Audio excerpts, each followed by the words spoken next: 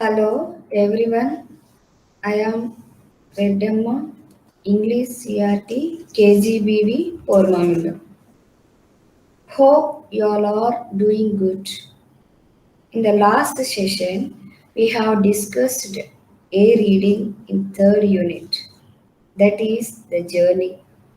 Now, in this session, let us discuss the B reading Once Upon a Time poem. Once Upon a Time his poem is written by Gabriel Okara. Let us discuss about the author. Gabriel Okara is an African poet. He was born in 1921 in Nigeria. He was educated at Government College, Umuahia. His parents were not rich. He worked as a bookbinder and later as an information officer at Enugu. He also wrote plays and features for broadcasting and became a poet of outstanding ability. His poems appeared regularly in Black Orpheus. He has also written a novel called Voice. Black Orpheus means it is a journal. In this journal, all his poems are appeared regularly.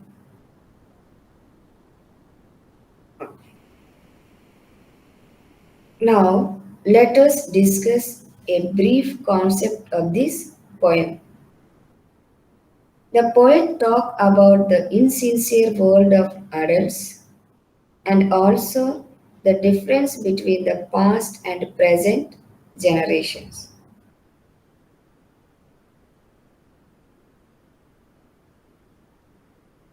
Once upon a time, son, they used to laugh with their hearts and laugh with their eyes. But now they only laugh with their teeth, while their eyes block cold eyes. Search behind my shadow. In this stanza, father speaking to his son about the past generation and present generation, how they are. They used to laugh. In this sentence, they refer to past people. How would they laugh? They laugh with their hearts. Hearts means here love with affection and happy mood. And laugh with their eyes. When they are laughing, their expressions are exposed through their eyes. But now they only laugh with their teeth, while their eyes block cold eyes. Search behind my shadow. But now they only laugh with their teeth. In this line, they refer to present people. How could they laugh? They laugh with only their teeth. This refers to there is no expression, no affection. They are not laughing with their hearts. Only their eyes shows like that. Eyes block cold eyes. Here, eyes block cold eyes refer eyes without feelings or expression less. Their laugh is nothing or expression less. Next,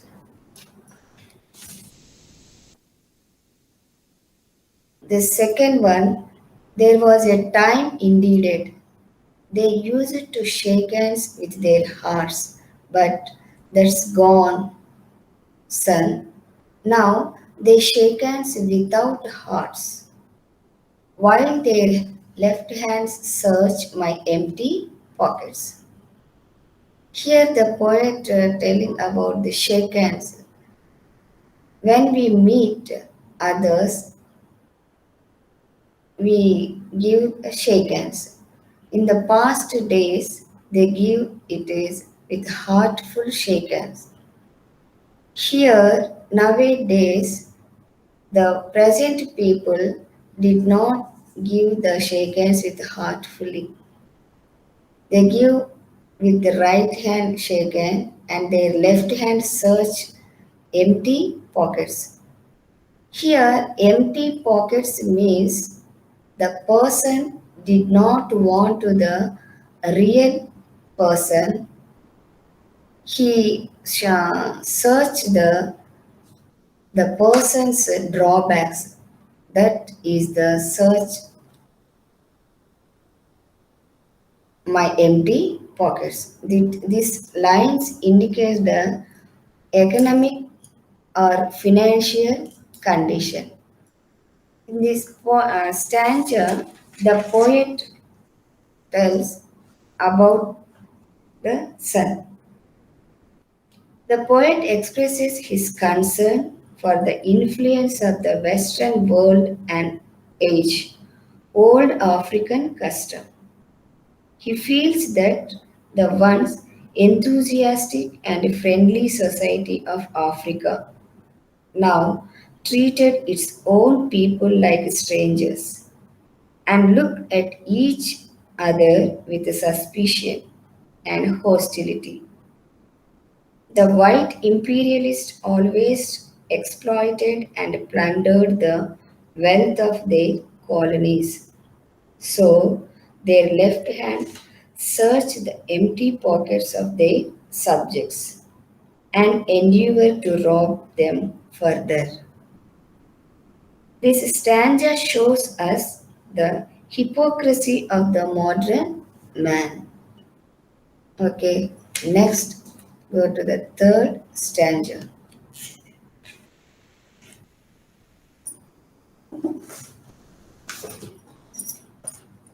Feel at home, come again, they say, and when they come again and feel at home, once, twice, there will be no thrice. For then I find doors shut on me. In this stanza, how the host comes to their house, visitor, and how they behave towards him. When we go to the first time, they will treat us in good manner. Before we leave the place and say they come again, we really believed that we go to their house once, twice. When we go thrice, they are not interested to invite us, and their words come from lips, not from heart. Here, poet also faced the same situation.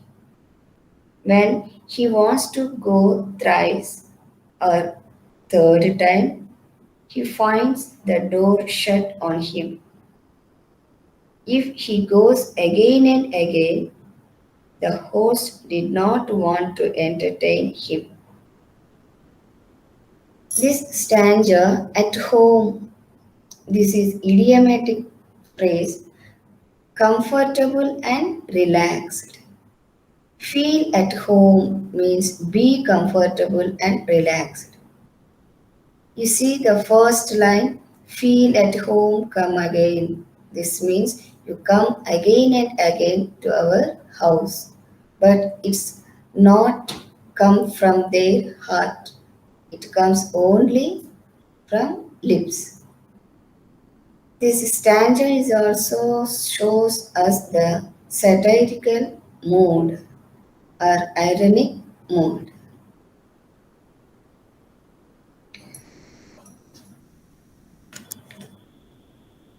So I have learned many things, son.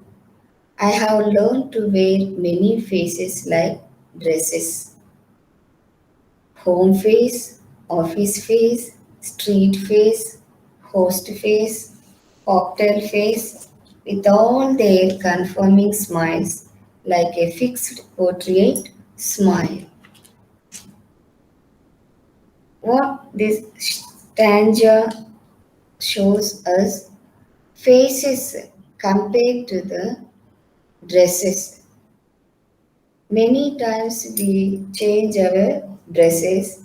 In all the situations, the poet also changes his face. Here, the word wear many faces means behave according to the situation. What are the situations here? Home face. He behaved at home in friendly manner, or in the office face he was behaved like a respected and obeyed person with fear. In street face, so many people are talk to him, but the street fellows did not like the truth when the person tell anything. Here, the poet also face street face, host face. The host is a person when he came to his house. The host become in sad mood or happy mood. He was appear like a happy mood. In cocktail face means, here let me know about the cocktail party. A formal social occasion usually held in the every early evening when people drink cocktails or other alcoholic drinks. When the person takes some cocktail drink, he was very happy mood. When though he was in sad mood, he feel like happy. So in home face, office face, street face, host face, cocktail face, all these smiles are like a fixed portrait smile. So there is no change, only fixed smile. It is compared to the portrait smile. Portrait means a painting or drawing or a photograph of a person, especially of the head and shoulders. In this stanza, poet learns to wear many faces, behaving according to the situation. The poet changes his expressions and feelings to suit the situations and needs of the people with whom he is to deal with the person. Okay, next. And I have learned to laugh with only my teeth and shake hands without my heart. I have also learned to say goodbye when I mean good riddance. To say glad to meet you without being glad, and to say it's been nice talking to you after being bored.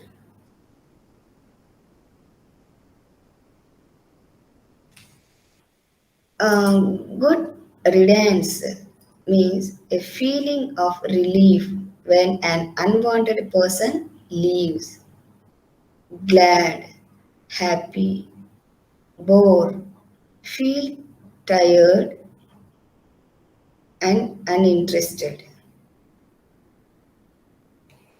In this stanza, when the poet meets a person, he says, "Glad to meet you." Here, glad to meet you without glad. There is no glad, there is no happy. He has learned to laugh with only his teeth, not with heartful. He only laugh with his teeth. Only his teeth means here there is no kindness of his laugh.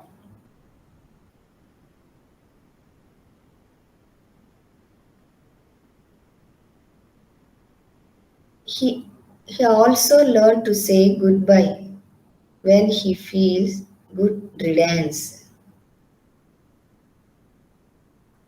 When he feels very bored, he says that it's been nice talking to you. All these are artificial things.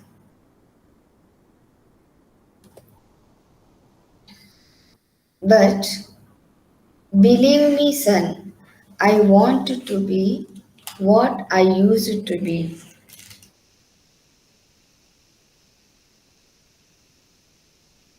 when I was like you. I want to unlearn all these muting things. Most of all, I want to relearn how to laugh, for my laugh in the mirror shows only my teeth like a snake's bare fangs. In this stanza, poet shows us he wants to change himself by relearning the things how he used to do in his childhood. He wanted to do everything heartfully. What is unlearned here? To deliberately forget something that you have learned, especially something bad or wrong. What are the muting things? In the above stanzas, we show the shaking hands, ice cold block eyes, changing the many faces to wear masks. All these are muting things. He wanted to unlearn. Unlearn means forget all the bad things. Now he wanted to relearn. Relearn means to learn again. What's that? How to laugh. When he wanted to see the mirror, he's laughing, his only teeth like a snake's bare fangs. Snake's bare fangs refers to the uh, artificial laugh, only showing the fangs or teeth. Here, muting refer to changing all the time, expressionless, not expressed in speech. Fangs. These fangs appeared in the snake. Long, sharp teeth at the front of the mouth of a snake. Okay. Next, let us see the last one. So, show me, son, how to laugh. Show me how I used to laugh and smile once upon a time when I was like you. Why these stanza asked to his son? Because he has to forget to laugh with his heart. In his childhood, He used to laugh with heart. That's why he was asking to his son. Now, let us focus on the figures of speech. This figure of speech is also called poetic devices. We already know that in 8th class lesson, first unit, poem, My Mother, there are some figure of speech. What is figure of speech? A figure of speech is a word or phrase that has a separate meaning from its literal meaning. Here, commonly we use most of three, that one, simile, metaphor, personification. What is the simile? Simile, comparison between unlike things using like or as. Here one example. He is as brave as a lion. His braveness compared to the lion's braveness. Person braveness compared to the lion's braveness. The words use as. Next, metaphor.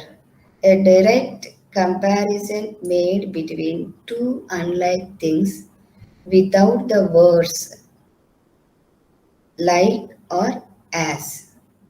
You see, in the simile, the words are like or as, but without the words in metaphor.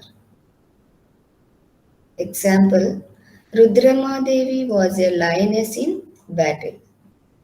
There is no comparison words. Personification gives human qualities to non-living things.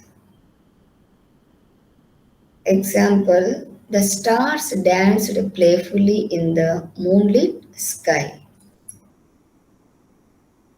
Here, the stars are referred to the non-living things. Dance represent to the human being quality. So this figure of speech is personification. Let us see in the present poem, Once Upon a Time, the simile. What are the sentence or poem sentence refer to? The second stanza,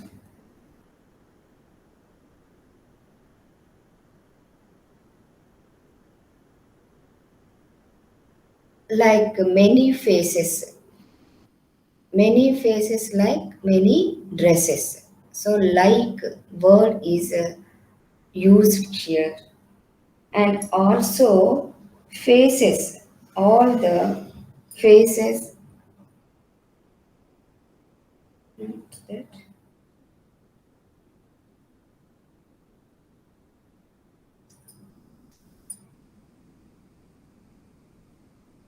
smiles refer to the portrait smiles. All smiles compare are like a portrait smile.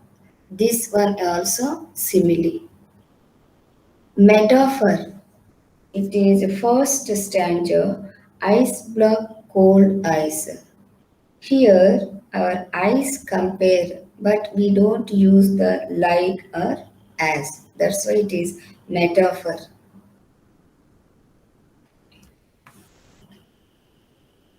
Next, tone of the poem.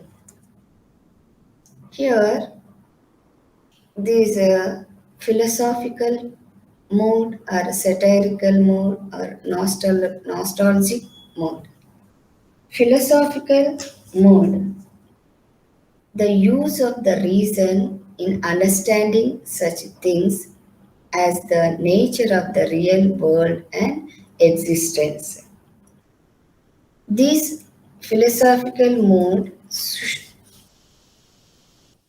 shows that first stanza. The poet understands the nature of the world. I mean, modern people, nature. Next, in satirical mode, then the third stanza. In this third stanza, I find door shut on me. It is criticizing people, ideas in humorous way. So this line shows that nostalgic feeling, nostalgic feeling happy thinking about things that happened in the past. In the last stanza, the poet wants to go back to his childhood. That's why it is nostalgic mood. All these moods are suitable for this poem. Okay, I think you are all understand this poem. Next, we are going to the given one assignment for you. In this poem, once upon a time, you have read the views of the poet about the changing behavior of the people in the modern days. You have read that the relationships are not warm nowadays. Now, write a script for a brief speech bringing out the difference between the olden times and the modern days. This is assignment for you.